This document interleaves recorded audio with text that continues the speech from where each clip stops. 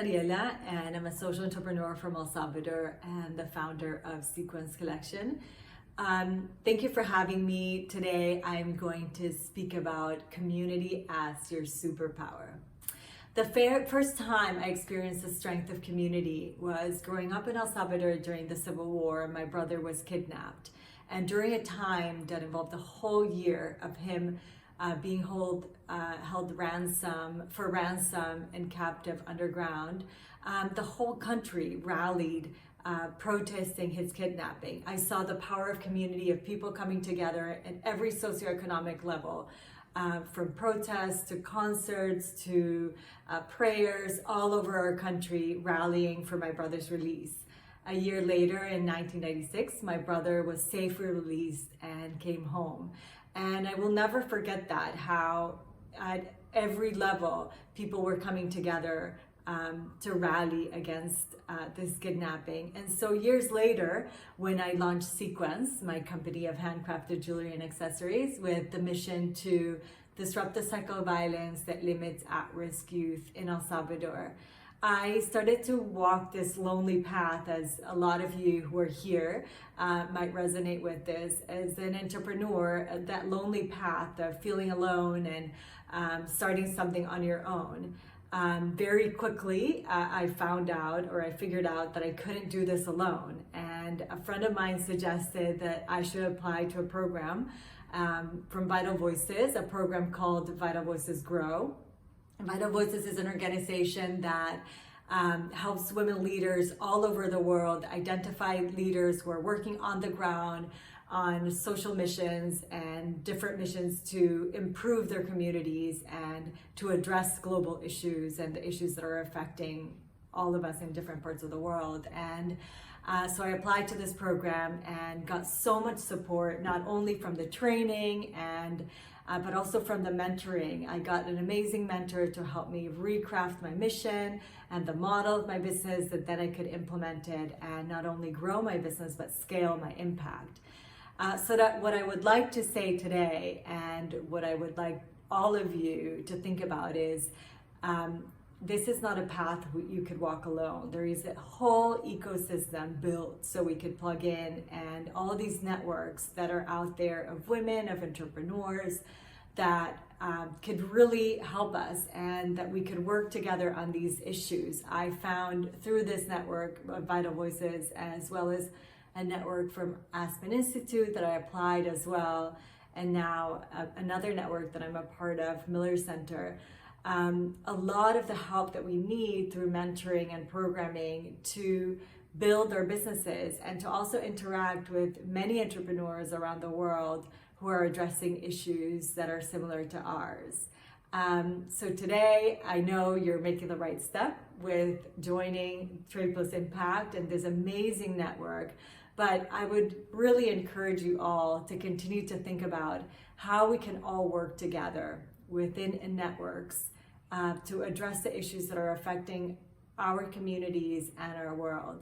So I hope that this message that I brought to you today inspires you to take action, to seek a network, to also mentor someone, because if you are listening to this and you're not a social entrepreneur, I would really encourage you to seek out networks that are working with leaders and entrepreneurs like me and like the ones here at Trade Plus Impact to help them grow their businesses and scale their impact. So thank you so much for having me, and you could check out my company at sequencecollection.com or follow me on Instagram at sequencecollection. Thank you.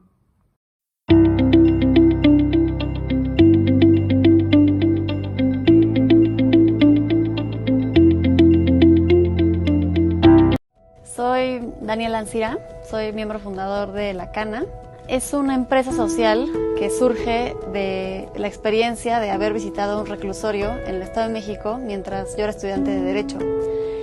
Y la Cana surge de ver todas las carencias que había en el penal, que son una infinidad, pero algo que nos llamó mucho la atención era que no existían programas efectivos de reinserción social y que la gente pues realmente no hacía ninguna actividad productiva. por un lado, y por otro nos impactó mucho darnos cuenta que todo cuesta en prisión, desde las cosas más básicas como el agua caliente, la sal, la comida, que tu familia puede entrar a visitarte, la ropa, los zapatos, etcétera. Y dijimos, ¿qué estamos haciendo con toda esta gente que está encerrada, las casi 300,000 personas privadas de la libertad que hay en nuestro país, donde no están aprendiendo nada, donde son propensas al contagio criminógeno y no le estamos enseñando nada nuevo, no están siendo productivas para la sociedad?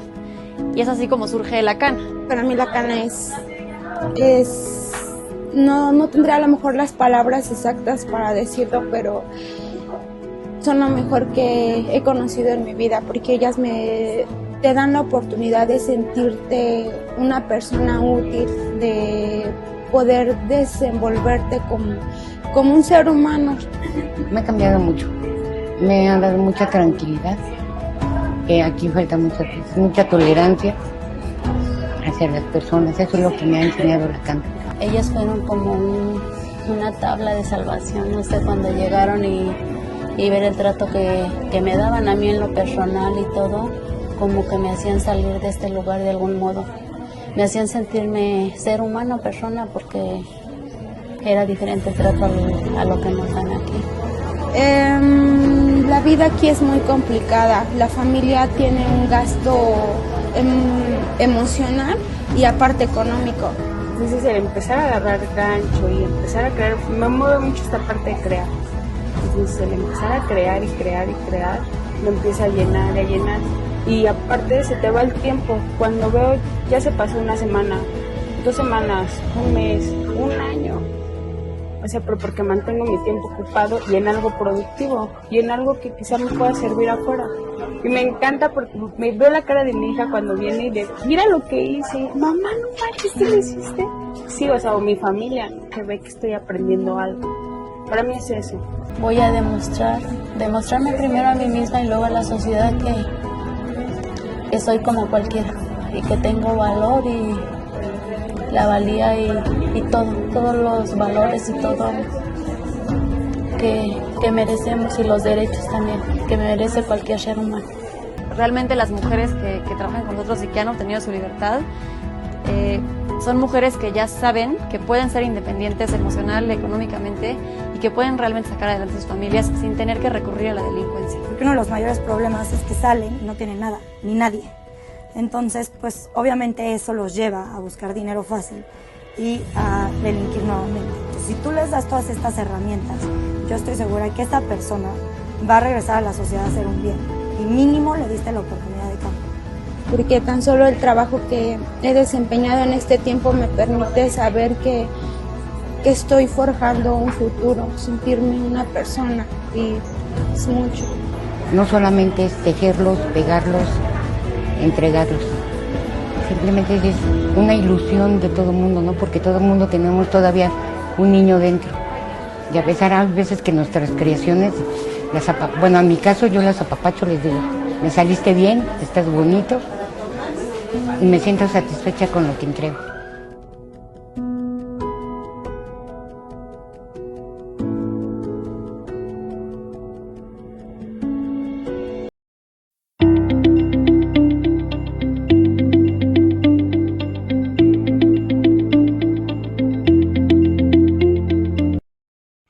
Hi, I'm Smita Mandak, and I work with the handmade handcraft sector in India over the last 20 years.